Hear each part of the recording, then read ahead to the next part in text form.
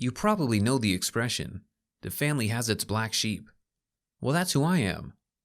That's what my relatives say. Of course, not to my face, but behind my back, which makes their actions even more disgusting. It's all about my love of dancing.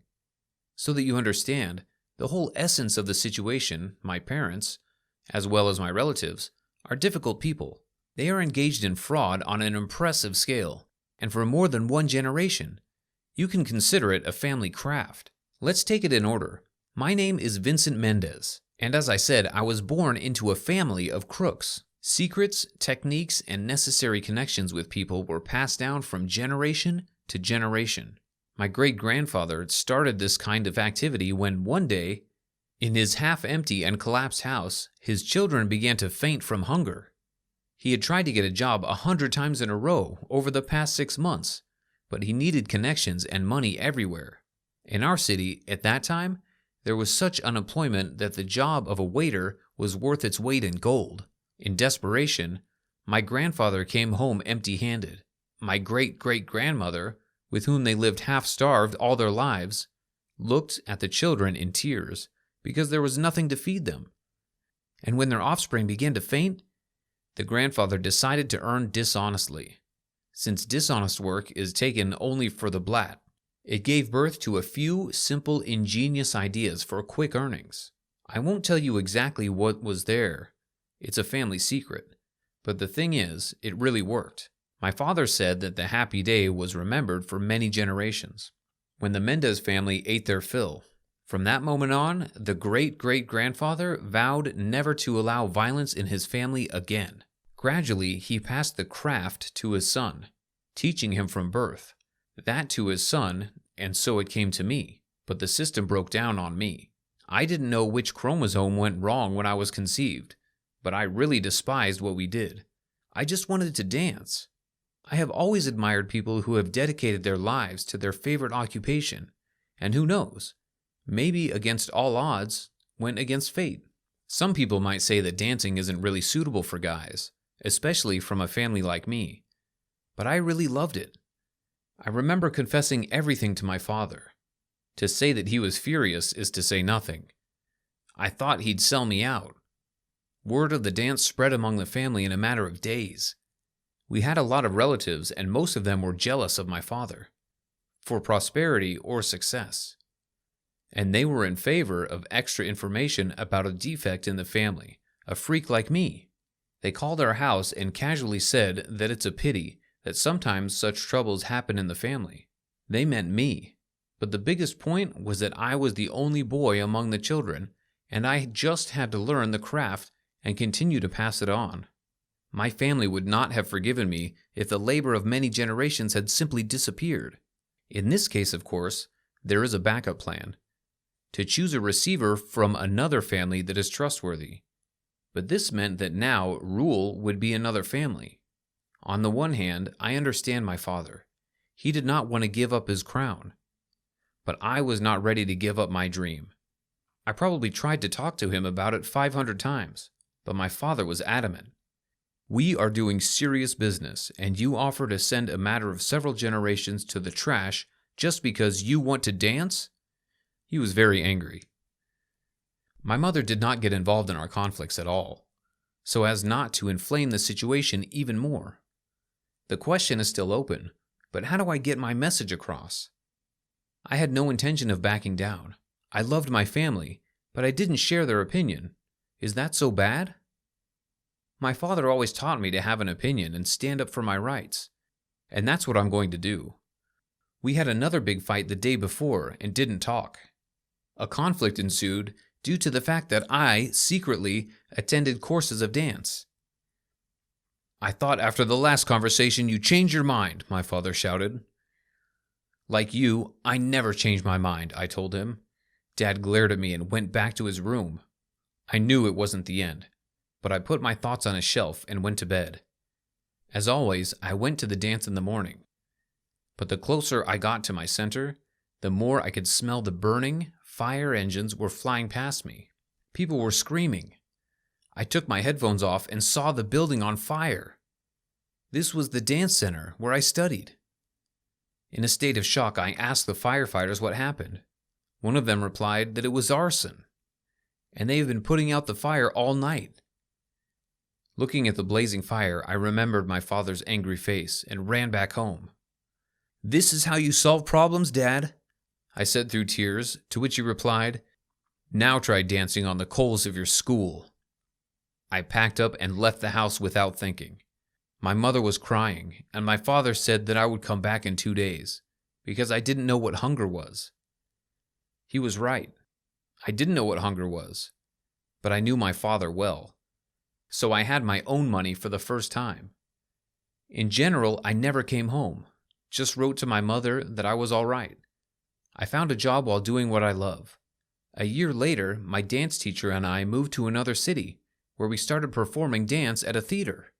You will not believe it, but it did not bring us a bad income. My dance teacher soon became my girlfriend, so life was getting better. I admit, I missed my old man, and I wish we could have made a deal. My mother often mentioned him in our conversations and asked me to come back. "He won't admit it, but he misses you very much," she said. Martin, my cousin, was chosen as the successor of the craft. Unlike me, fraud is in his blood. When he was 5 years old, he turned on the fire alarm, and while everyone was evacuating, he stole all the sweets from the group and brought them home. So, a few years later, my wife and I put on whole productions in the theater. And I became popular thanks to the Dancing on Coals stage. That's what we decided to put in my hometown. I sent 2 invitations to my mother, but I didn't expect to see my father. However, after the play, a man came up to me with flowers in his hands. His hair was already graying. "And you still danced on the coals, son," he said, and hugged me tightly. How I missed my old man. It's a pity it took us so many years to come to an understanding. But I've proved that there are professions as good as fraud, even though Dad likes to argue about it. I hate my awful name. Hi, my name is Rena. Not so long ago, I changed my first and last name, and all because I did not like it and caused a lot of problems. People avoided me because they were ashamed and embarrassed to be around a man by the name of Perkosrek. I'm sure you'll laugh too, but there was a tradition in my family that was stupid, but it was maintained for many generations. There was no way to break it. I was born in a family where the names of born children are chosen by their grandparents on the father's side. It was something like an expression of honor and respect. If the baby's father or mother didn't like the name, nothing changed. The elders had the last word. It doesn't matter if the child's parents like it or not. And in my situation, it was a little worse because my grandfather was very fond of space and rockets. This was the generation of the Soviet Union, and I probably don't need to tell you how fanatical our old people were. So when I was born, I was named Perkosrek. Perkosrek is the first space rocket.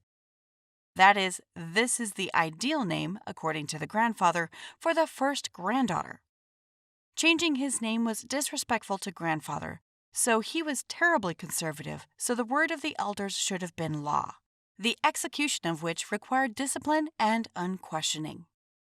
Well, when I was a kid, I didn't really care. I thought it was a perfectly normal name and there was nothing funny about it. My mother always called me Perry. When I went to kindergarten, everything was normal, although the teacher called me Perry as my mother. I found out later that it was all at my mother's request. At school, this trick did not work, as lists of class names were hung on the board for everyone to see.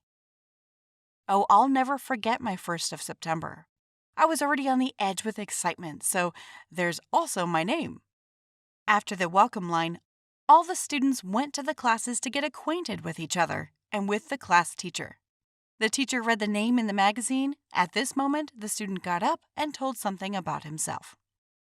Boris Perkosrek. Perdosa Perkosrek.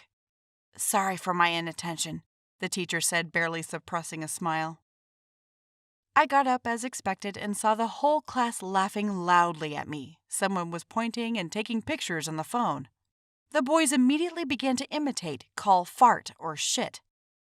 I couldn't help it. I just stood there and watched the others laugh at me. It was a terrible moment of shame. I hated my name. I ran out of the classroom, leaving my backpack behind. Then I quickly found a more or less hidden place in the basement of the school to hide there.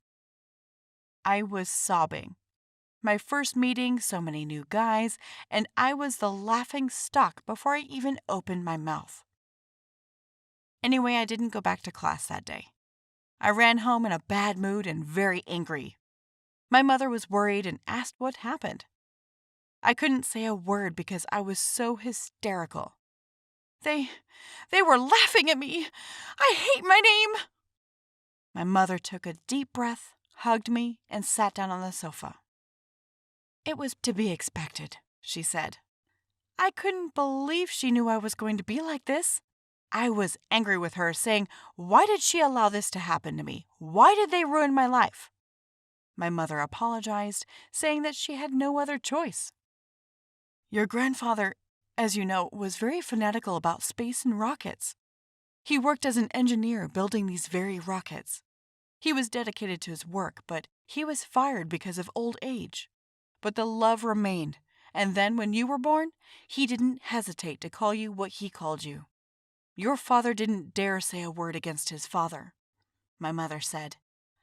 Further, according to her, when I learned that her first daughter would be called Perkosrak, my mother was hysterical, not less than I am today. She tried to persuade my father to talk carefully with my grandfather, but nothing happened. There were only continuous scandals and my mother temporarily delayed with problems, coming up with my abbreviated name, Perry. Then my mother asked me to be strong and persistent, and she promised to try to solve my problem. You'd know how much I didn't want to go back to school. And as soon as I entered the corridor, everyone stopped what they were doing and looked at me. Yes, there was a silly giggle on the faces of the students. Hey, Perkosrak, do you see problems with the toilet? So you have that name, right? Do you like gas attacks? What will you call your children? These idiotic phrases accompanied every step until I reached my class. The teacher, meeting me, immediately apologized for the tactlessness. But her apology was just a formality, especially since I now understood it myself. I hated my name with all my heart. As time passed, the taunts became fewer, but they did not disappear. The hardest part was going through it alone, and no one was friends with me. I became a girl from the category of shame, so communication with me is contraindicated. Every day I became more and more depressed, came home, argued with my father, locked myself in my room, and generally wished I had never been born. My mother had promised to help, but so far I hadn't seen any action, which made it even more insulting. I'm dropping out of school, I told my parents over dinner one night. What? My father protested. You can't. You have to learn. I didn't stay silent this time either. We had another long, intense conversation about family traditions, respect for elders, and condescension. I reminded my father that I needed clemency now more than any of them because my life was collapsing. It's been a year and I still don't have a single girlfriend. I go to school like a loner. I don't walk in the park. I don't have fun at birthday parties. I don't visit my classmates. I don't participate in school life. I'm just a shadow. Because every time I drew attention to myself for a second, the class would throw jokes at me. After the conversation, I went to my room. Mom and Dad had a terrible fight. A week later, my grandfather came to visit us. I loved it. I loved it very much. But I couldn't accept his decision. He asked from the doorway what had happened in our family. Father smilingly pretended that everything was fine and the old man had nothing to worry about. My grandfather just shook his head, sat down in a chair, and called me. I hear you have a problem with your name. And now tell me, my dear granddaughter, how much do you care about all this? Said the grandfather. My parents sat down on the sofa next to us, and I shared all of my feelings with my grandfather and explained that I didn't want to hurt him and I couldn't live like this either. And then my grandfather apologized. My parents' eyes widened in surprise. My grandfather said that my name means a lot to him and our family traditions remain a priority. But if his first granddaughter is unhappy because of this, then we can revise our views in accordance with modern views. I squeaked with happiness. Your happiness is more important to me than tradition, my grandfather said. I squeaked with happiness, and all it turns out was just to talk to my grandfather. The next day we went and changed my name to the one I had chosen for myself, Rena. Of course, I also had to change my school, but all the better. I started a new life with a clean slate. So don't be afraid to change your life.